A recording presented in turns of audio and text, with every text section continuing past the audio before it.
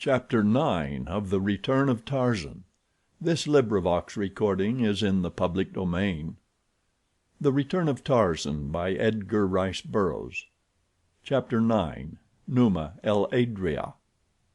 On the same day that Kadour ben Saden rode south, the diligence from the north brought Tarzan a letter from D'Arnot, which had been forwarded from Sidi bel Abbes. It opened the old wound that Tarzan would have been glad to have forgotten, yet he was not sorry that D'Arnot had written, for one at least of his subjects could never cease to interest the ape-man.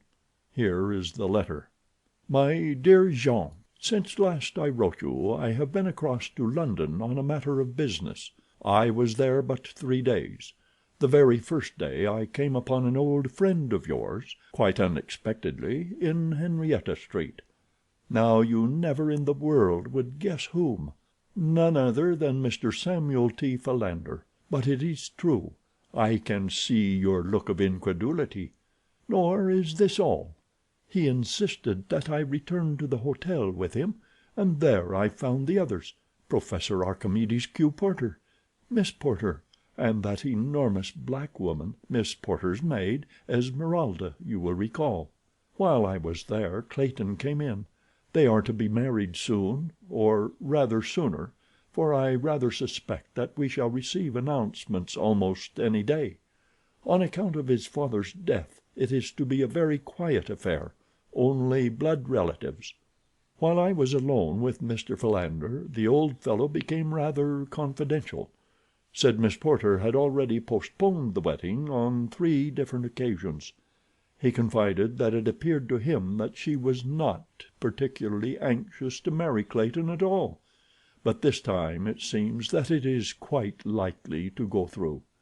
Of course they all asked after you, but I respected your wishes in the matter of your true origin, and only spoke to them of your present affairs. Miss Porter was especially interested in everything I had to say about you, and asked many questions. I am afraid I took rather unchivalrous delight in picturing your desire and resolve to go back eventually to your native jungle. I was sorry afterward, for it did seem to cause her real anguish to contemplate the awful dangers to which you wished to return. "And yet," she said, "I do not know. There are more unhappy fates than the grim and terrible jungle presents to Monsieur Tarzan. At least his conscience will be free from remorse, and there are moments of quiet and restfulness by day and vistas of exquisite beauty. You may find it strange that I should say it, who experienced such terrifying experiences in that frightful forest, yet at times I long to return, for I cannot but feel that the happiest moments of my life were spent there." There was an expression of ineffable sadness on her face as she spoke, and I could not but feel that she knew that I knew her secret, and that this was her way of transmitting to you a last tender message from a heart that might still enshrine your memory, though its possessor belonged to another. Clayton appeared nervous and ill at ease while you were the subject of conversation. He wore a worried and harassed expression. Yet he was very kindly in his expressions of interest in you. I wonder if he suspects the truth about you. Tennington came in with Clayton. They are great friends, you know. He is about to set out upon one of his interminable cruises in that yacht of his, and was urging the entire party to accompany him. Tried to inveigle me into it, too. Is thinking of circumnavigating Africa this time. I told him that his precious toy would take him and some of his friends to the bottom of the ocean one of these days if he didn't get it out of his head that she was a liner or battleship. I returned to Paris day before yesterday, and yesterday I met the Count and Countess de Coude at the races. They inquired after you. De Coude really seems quite fond of you. Doesn't appear to harbor the least ill will. Olga is as beautiful as ever, but a trifle subdued. I imagine that she learned a lesson through her acquaintance with you that will serve her in good stead during the balance of her life. It is fortunate for her, and for De Coude as well, that it was you and not another man more sophisticated. Had you really paid court to Olga's heart, I am afraid that there would have been no hope for either of you. She asked me to tell you that Nicholas had left France. She paid him 20,000 francs to go away and stay. She is congratulating herself that she got rid of him before he tried to carry out a threat he recently made her that he should kill you at the first opportunity. She said that she should hate to think that her brother's blood was on your hands, for she is very fond of you, and made no bones in saying so before the count. It never for a moment seemed to occur to her that there might be any possibility of any other outcome of a meeting between you and Nicholas. The count quite agreed with her in that. He added that it would take a regiment of Rokoffs to kill you. He has a most healthy respect for your prowess. Have been ordered back to my ship. She sails from Havre in 2 days under sealed orders. If you will address me in her care, the letters will find me eventually. I shall write you soon as another opportunity presents. Your sincere friend, Paul D'Arnot. "I fear," mused Tarzan half aloud, "that Olga has thrown away her 20,000 francs." He read over that part of D'Arnot's letter several times in which he had quoted from his conversation with Jane Porter. Tarzan derived a rather pathetic happiness from it, but it was better than no happiness at all. The following 3 weeks were quite uneventful. On several occasions Tarzan saw the mysterious Arab, and once again he had been exchanging words with Lieutenant Gernois. But no amount of espionage nor shadowing by Tarzan revealed the Arab's lodgings, the location of which Tarzan was anxious to ascertain. Gernois, never cordial, had kept more than ever aloof from Tarzan since the episode in the dining room of the hotel at Aumale. His attitude on the few occasions that they had been thrown together had been distinctly hostile. That he might keep up the appearance of the character he was playing, Tarzan spent considerable time hunting in the vicinity of Bou Saada. He would spend entire days in the foothills, ostensibly searching for gazelle, but on the few occasions that he came close enough to any of the beautiful little animals to harm them, he invariably allowed them to escape without so much as taking his rifle from its boot. The ape-man could see no sport in slaughtering the most harmless and defenseless of God's creatures for the mere pleasure of killing. In fact, Tarzan had never killed for pleasure, nor to him was there pleasure in killing. It was the joy of righteous battle that he loved, the ecstasy of victory, and the keen and successful hunt for food in which he pitted his skill and craftiness against the skill and craftiness of another. But to come out of a town filled with food, to shoot down a soft-eyed, pretty gazelle—ah, that was crueler than the deliberate and cold-blooded murder of a fellow man. Tarzan would have none of it, and so he hunted alone that none might discover the sham that he was practicing. And once, probably because of the fact that he rode alone, he was like to have lost his life. He was riding slowly through a little ravine when a shot sounded close behind him, and a bullet passed through the cork helmet he wore. Although he turned at once and galloped rapidly to the top of the ravine, there was no sign of any enemy, nor did he see aught of another human being until he reached Bou Saada. "Yes," he soliloquized in recalling the occurrence, "Olga has indeed thrown away her 20,000 francs." That night he was Captain Gerard's guest at a little dinner. "Your hunting has not been very fortunate?" questioned the officer. "No," replied Tarzan. "The game hereabout is timid. Nor do I care particularly about hunting game birds or antelope. I think I shall move on farther south and have a try at some of your Algerian lions." "Good!" exclaimed the captain. "We are marching toward Djelfa on the morrow. You shall have company that far at least. Lieutenant Gernois and I, with 100 men, are ordered south to patrol a district in which the marauders are giving considerable trouble. Possibly we may have the pleasure of hunting the lion together. What say you?" Tarzan was more than pleased, nor did he hesitate to say so. But the captain would have been astonished had he known the real reason of Tarzan's pleasure. Gernois was sitting opposite the ape man. He did not seem so pleased with his captain's invitation. "You will find lion hunting more exciting than gazelle shooting," remarked Captain Gerard, "and more dangerous." "Even gazelle shooting has its dangers," replied Tarzan, "especially when one goes alone. I found it so today. I also found that while the gazelle is the most timid of animals, it is not the most cowardly." He let his glance rest only casually upon Gernois after he had spoken, for he did not wish the man to know that he was under suspicion or surveillance, no matter what he might think. The effect of his remark upon him, however, might tend to prove his connection with, or knowledge of, certain recent happenings.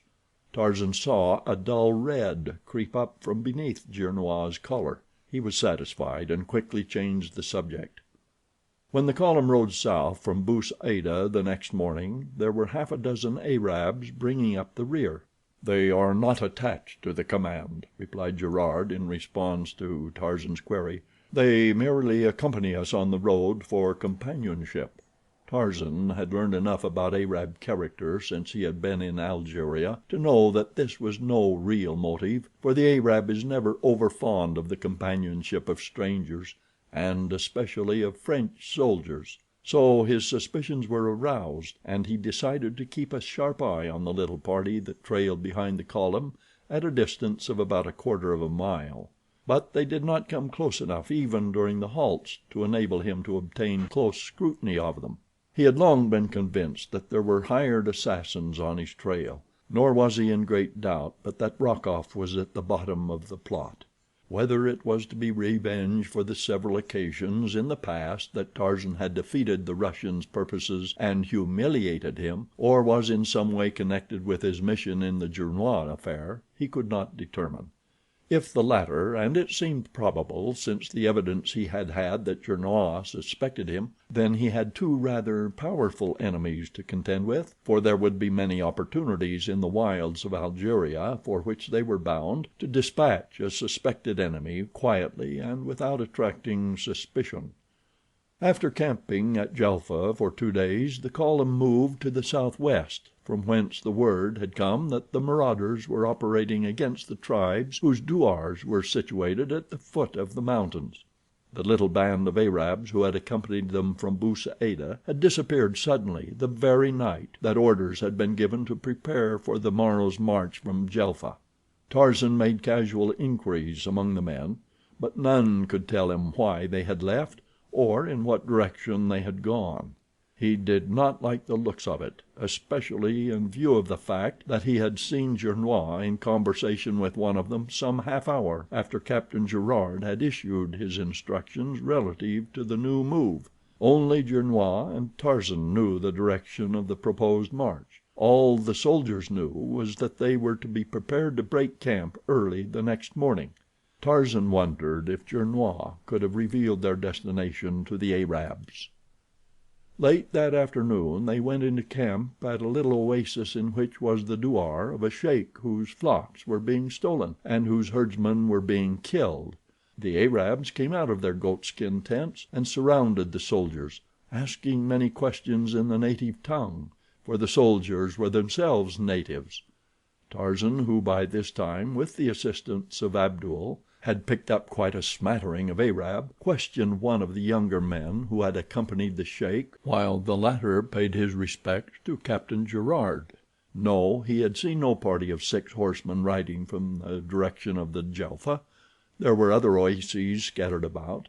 Possibly they had been journeying to one of these. Then there were the marauders in the mountains above. They often rode north to Bou Saada in small parties, and even as far as Aumalé and Bouira. It might indeed have been a few marauders returning to the band from a pleasure trip to one of these cities. Early the next morning Captain Gerard split his command in two, giving Lieutenant Gernois command of one party while he headed the other. They were to scour the mountains upon opposite sides of the plain. "And with which detachment will Monsieur Tarzan ride?" asked the captain. Or maybe it is that monsieur does not care to hunt marauders." "Oh, I shall be delighted to go," Tarzan hastened to explain. He was wondering what excuse he could make to accompany Gernois. His embarrassment was short lived, and was relieved from a most unexpected source. It was Gernois himself who spoke. "If my captain will forego the pleasure of Monsieur Tarzan's company for this once, I shall esteem it an honor indeed to have monsieur ride with me today," he said, nor was his tone lacking in cordiality. In fact, Tarzan imagined that he had overdone it a trifle; but even so he was both astounded and pleased, hastening to express his delight at the arrangement. And so it was that Lieutenant Gernois and Tarzan rode off side by side at the head of the little detachment of Spahis. Gernois' cordiality was short lived. No sooner had they ridden out of sight of Captain Gerard and his men than he lapsed once more into his accustomed taciturnity. As they advanced the ground became rougher. Steadily it ascended toward the mountains, into which they filed through a narrow cañon close to noon. By the side of a little rivulet Gernois called the midday halt. Here the men prepared and ate their frugal meal and refilled their canteens. After an hour's rest they advanced again along the cañon until they presently came to a little valley, from which several rocky gorges diverged. Here they halted, while Gernois minutely examined the surrounding heights from the center of the depression. "We shall separate here," he said, "several riding into each of these gorges," and then he commenced to detail his various squads and issue instructions to the non commissioned officers who were to command them. When he had done he turned to Tarzan. "Monsieur will be so good as to remain here until we return." Tarzan demurred, but the officer cut him short. "There may be fighting for one of these sections," he said, "and troops cannot be embarrassed by civilian non-combatants during action." "But my dear lieutenant," expostulated Tarzan, "I am most ready and willing to place myself under command of yourself or any of your sergeants or corporals, and to fight in the ranks as they direct. It is what I came for." "I should be glad to think so," retorted Gernois, with a sneer he made no attempt to disguise. Then shortly: "You are under my orders, and they are that you remain here until we return. Let that end the matter," and he turned and spurred away at the head of his men. A moment later Tarzan found himself alone in the midst of a desolate mountain fastness. The sun was hot, so he sought the shelter of a nearby tree, where he tethered his horse and sat down upon the ground to smoke. Inwardly he swore at Gernois for the trick he had played upon him. A mean little revenge, thought Tarzan, and then suddenly it occurred to him that the man would not be such a fool as to antagonize him through a trivial annoyance of so petty a description. There must be something deeper than this behind it. With the thought he arose and removed his rifle from its boot. He looked to its loads and saw that the magazine was full. Then he inspected his revolver. After this preliminary precaution he scanned the surrounding heights and the mouths of the several gorges. He was determined that he should not be caught napping. The sun sank lower and lower, yet there was no sign of returning Spahis. At last the valley was submerged in shadow. Tarzan was too proud to go back to camp until he had given the detachment ample time to return to the valley, which he thought was to have been their rendezvous. With the closing in of night he felt safer from attack, for he was at home in the dark. He knew that none might approach him so cautiously as to elude those alert and sensitive ears of his. Then there were his eyes, too, for he could see well at night. And his nose, if they came toward him from upwind, would apprise him of the approach of an enemy while they were still a great way off. So he felt that he was in little danger, and thus lulled to a sense of security he fell asleep with his back against the tree. He must have slept for several hours, for when he was suddenly awakened by the frightened snorting and plunging of his horse, the moon was shining full upon the little valley, and there, not 10 paces before him, stood the grim cause of the terror of his mount. Superb, majestic, his graceful tail extended and quivering, and his 2 eyes of fire riveted full upon his prey, stood Numa el Adrea, the black lion. A little thrill of joy tingled through Tarzan's nerves. It was like meeting an old friend after years of separation. For a moment he sat rigid, to enjoy the magnificent spectacle of this lord of the wilderness; but now Numa was crouching for the spring. Very slowly Tarzan raised his gun to his shoulder. He had never killed a large animal with a gun in all his life. Heretofore he had depended upon his spear, his poisoned arrows, his rope, his knife, or his bare hands. Instinctively he wished that he had his arrows and his knife. He would have felt surer with them. Numa was lying quite flat upon the ground now, presenting only his head. Tarzan would have preferred to fire a little from one side, for he knew what terrific damage the lion could do if he lived 2 minutes or even a minute after he was hit. The horse stood trembling in terror at Tarzan's back. The ape man took a cautious step to one side. Numa but followed him with his eyes. Another step he took, and then another. Numa had not moved. Now he could aim at a point between the eye and the ear. His finger tightened upon the trigger, and as he fired, Numa sprang. At the same instant the terrified horse made a last frantic effort to escape. The tether parted, and he went careening down the canyon toward the desert. No ordinary man could have escaped those frightful claws when Numa sprang from so short a distance, but Tarzan was no ordinary man. From earliest childhood his muscles had been trained by the fierce exigencies of his existence to act with the rapidity of thought. As quick as was el adrea, Tarzan of the Apes was quicker, and so the great beast crashed against a tree where he had expected to feel the soft flesh of man, while Tarzan, a couple of paces to the right, pumped another bullet into him that brought him clawing and roaring to his side. Twice more Tarzan fired in quick succession, and then el adrea lay still and roared no more. It was no longer Monsieur Jean Tarzan. It was Tarzan of the Apes that put a savage foot upon the body of his savage kill, and raising his face to the full moon lifted his mighty voice in the weird and terrible challenge of his kind. A bull ape had made his kill. And the wild things in the wild mountains stopped in their hunting and trembled at this new and awful voice, while down in the desert the children of the wilderness came out of their goat-skin tents and looked toward the mountains, wondering what new and savage scourge had come to devastate their flocks. A half-mile from the valley in which Tarzan stood, a score of white-robed figures bearing long, wicked-looking guns halted at the sound and looked at one another with questioning eyes. But presently, as it was not repeated, they took up their silent, stealthy way toward the valley.